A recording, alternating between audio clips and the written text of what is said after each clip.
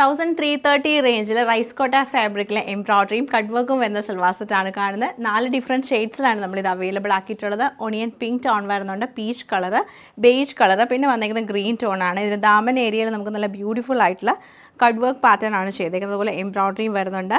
Bottom നമുക്ക് cotton ബോട്ടും same ടോപ്പിൻ്റെ ഫാബ്രിക് വെച്ചിട്ടാണ് ദുപ്പട്ട വന്നേക്കുന്നത്.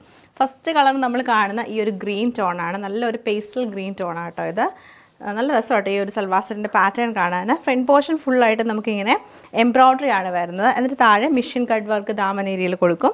ബാക്ക് സൈഡ് പ്ലെയിൻ ആയിരിക്കും. ദുപ്പട്ട വരുമ്പം ദുപ്പട്ടയുടെ ഒരു വൺ സൈഡ് ഫുൾ നമുക്കിങ്ങനെ കട്ട് വർക്ക് ആയിരിക്കും. അഫോർഡബിൾ റേറ്റിൽ കട്ട് വർക്കൊക്കെ ചെയ്ത് കിട്ടുന്ന നല്ലൊരു സൽവാർ സെറ്റാട്ടോ ഇത്. ഇങ്ങനെയാണ് ഇതിൻ്റെ പാറ്റേൺ വന്നേക്കുന്നത്. സെൻറ്ററിലൊക്കെ എംബ്രോയ്ഡറി പാറ്റേൺ, സൈഡിൽ സ്കാലപ്പ്, അത് 2 ഷെയ്ഡിൽ വരുന്നുണ്ട്. ഗ്രീൻ ടോണും വരുന്നുണ്ട്, വൈറ്റ് കളറും വരുന്നുണ്ട്. ബോട്ടം പ്ലെയിൻ ആയിട്ടുള്ള കോട്ടൺ ബോട്ടമാണ് പെയർ ചെയ്തത്. ബ്യൂട്ടിഫുൾ ആയിട്ടുള്ള ഒരു ബേജ് കളറിലാണ് ഈ സൽവാർ സെറ്റ് നമുക്ക് വരുന്നത്. ഇത് നമുക്ക് നല്ലൊരു ഡാർക്ക് പീച്ച് ഷെയ്ഡിലാണ് വന്നേക്കുന്നത്. ഒരു ഓണിയൻ പിങ്ക് ടോണിലാണ് സെയിം പാറ്റേൺ ഇതിൽ റിപ്പീറ്റ് ചെയ്തേക്കുന്നത്.